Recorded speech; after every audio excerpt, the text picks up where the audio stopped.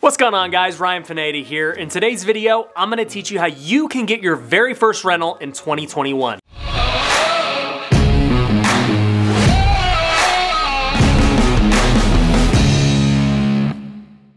Now, there have been many videos about how to get your first rental, but I feel like the game has changed quite a bit in 2021, so I want to give you all of the best ways that I'm currently seeing people buy rentals, get good deals, and figure out what's best for them. And honestly, you don't need to be buying your first rental for this video to make sense. This will apply to anybody who's trying to build their rental portfolio, no matter how many units you have. And this is exactly how I look at every single deal that passes through my desk. So before you even look at a rental, the first thing you need to decide is, are you gonna go for appreciation or cash flow? Now, I recently did a video about why cash flow is not the most important thing. You can actually find it in the link below. And the argument was this: for a guy like me, I would much rather have really good assets and build up my net worth, and then down the road have really valuable properties. I'm okay taking less cash flow now so that I could have huge net worth down the road and huge cash flow. And I go much more in depth about it, so definitely check out that video below. And the reason you have to choose that is because most markets are one or the other. If you go look at the Midwest, you can see that a property sells for $50,000 and rents for $800 to $1,000. And even when you account for a mortgage on it, you're still gonna cash flow a lot of money. Versus if you go and buy in a market like Las Vegas or California or one of these places, your cash flow on paper will not be good. A $300,000 house in Vegas might only rent for $1,800 to $2,000 bucks. And so once you factor in your mortgage, you might break even. But at the end of the day, that $300,000 house, 10 years from now, 20 years from now, 30 years from now,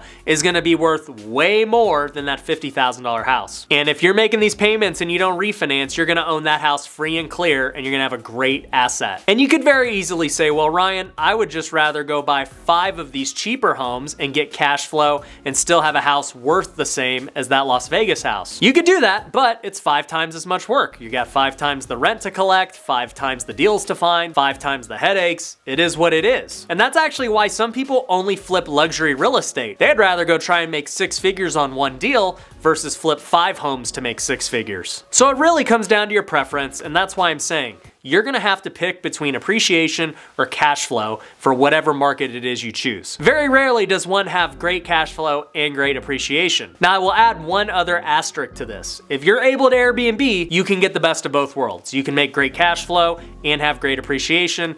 I've done that with all my rentals in Big Bear, California, so it's not impossible, but I am just talking about the long-term rentals right now. Now, once you've decided what market you're going for, appreciation or cash flow, you're now gonna figure out, how am I gonna buy this property? How am I gonna finance it? Where's the money coming from? And there's really 3 ways to do this. You can get traditional financing, you can get seller financing, or you can do the BURR method. So let's first talk about traditional financing. With traditional financing, you are going to need 2 years tax returns to qualify. On top of that, you're also gonna have to have a certain debt to income ratio. This is also known as DTI, and you're most likely gonna need 20% down. Now, for a lot of people, that's pretty tough to do. Not many people have worked the same job the last 2 years, especially with 2020 and so many people getting laid off. They also don't have 20% saved up, and they might have some debt that's screwing up their ratios. So buying a property this way is not something that I recommend or teach my students. To be honest, it's really hard to save up 20%. I personally don't even put 20% down on my properties that I do anymore. I'm a big fan of conserving my cash and only putting it into deals where I know I can take it back out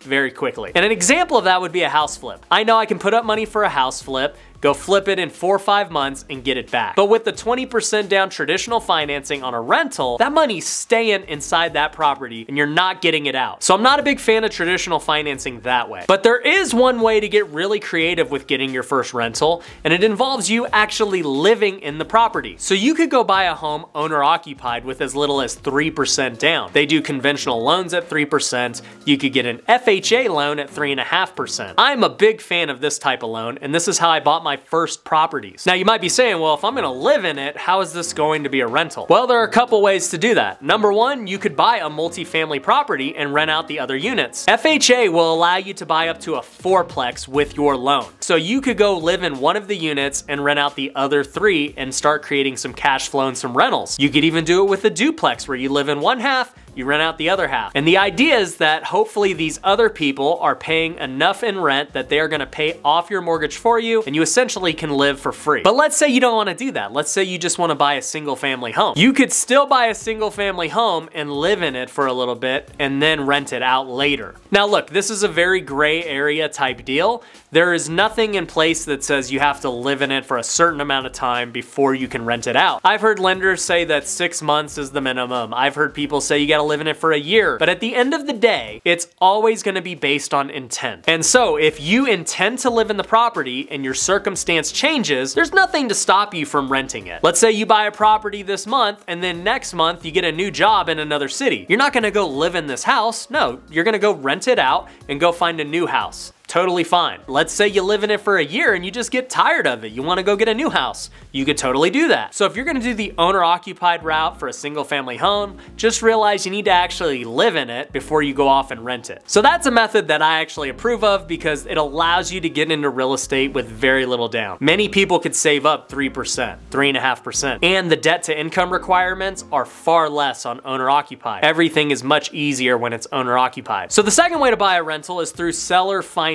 Now I've done a video in depth about seller financing. I'll link to it below because I can't go over every little detail in this one, but I will give you the basics on why seller financing could be a good thing for you. Let's just say that you don't have 2 years tax returns and you can't qualify for a traditional loan. Or let's say your credit's not very good. Or let's say you've got a lot of debt. The bank may not approve you, but if you can get the seller to finance you, you can definitely get into a home. Now you could go about seller financing in 2 different ways. You could do first the traditional pure seller financing. This would be when a seller owns it completely free and clear and all the terms you guys agree on are negotiable. You guys would be negotiating the purchase price, you'd be negotiating the interest rate, you'd be negotiating the down payment, how many years they're gonna do the loan, and the amortization schedule. And we've gotten some really good deals from seller financing. A great example of this is my 10-unit apartment building. I'll link to that video down below. And in that video, I talked about how I put $16,000 down to buy a 10-unit apartment complex. Obviously a really sweet deal for me, and you definitely could not do that on the traditional financing side. So seller financing can be really good because the terms are all negotiable. The other way to go about seller financing is through subject to. Now, if you're confused, don't worry. I was super confused when I heard the concept for the first time. Subject to is essentially just taking over the seller's existing loan. So let's say they already have a mortgage for $1,200 a month, and you would go in there and say, hey seller, I want to just take over your payments. Now the loan is still gonna be in your name, but I'm just gonna make payments on your behalf. And a lot of you might be thinking, why would a seller do that? Well, there are many different reasons. Number one, a buyer is sometimes willing to pay more since they don't have to go and get their own financing. Think about it. If this is the only way you can get into a home, and this is the only one you can buy with financing, you probably would pay a lot more for it than the normal buyer. On top of that, if you're going direct to seller, you might be able to cut out all the fees associated with the sale. You don't need to pay any realtors, you're just buying it direct, so now you're able to save the seller cost that way. And we've had many deals that we've taken over subject to. I have subject to properties in my rental portfolio right now. And they're great because they're not on my credit report, they don't count against my debts, and I get to own another piece of real estate. So seller financing is great, subject to is great. The only issue is those deals are hard to find. Obviously, when you go traditional financing, you can buy almost any property.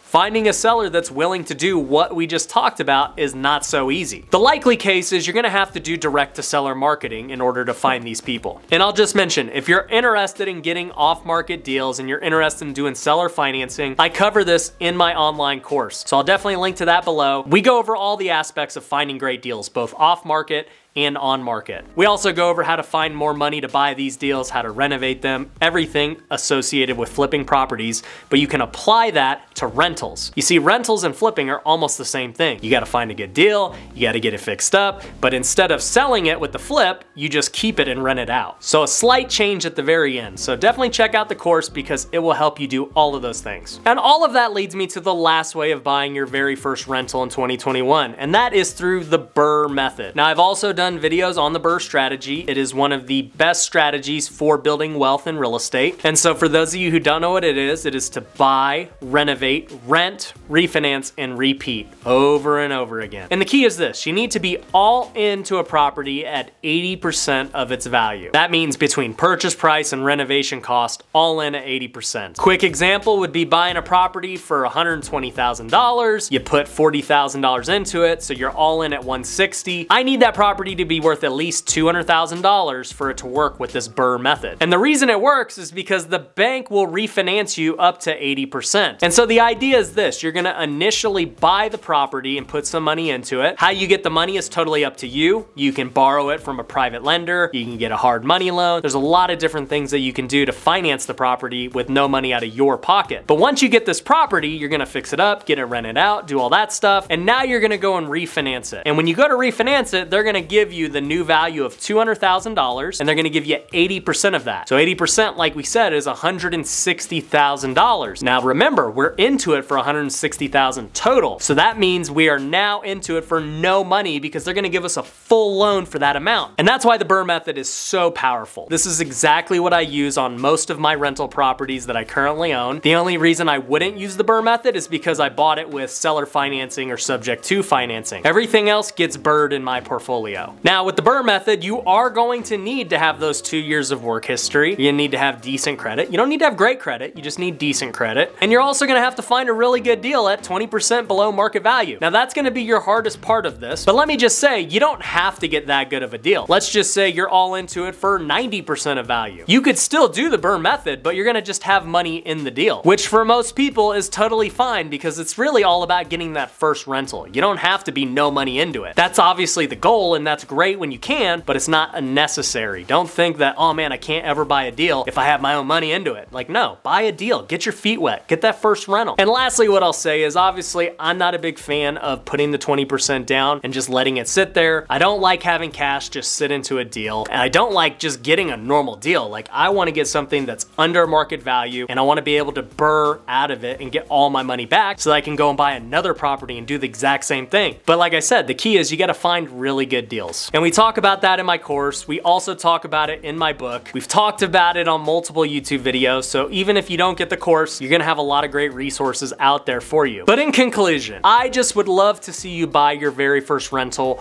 or start building your rental portfolio even bigger. I do believe building your rental portfolio is one of the biggest wealth generators ever. It's probably the biggest way people have built wealth in the United States. So just figure out what plan you wanna go with and make it happen. Anyways, I hope you got great value out of this video. If you did, make sure you go hit that like button. If you haven't already, make sure you're subscribed. Go follow me on all the socials. Until next time, take care.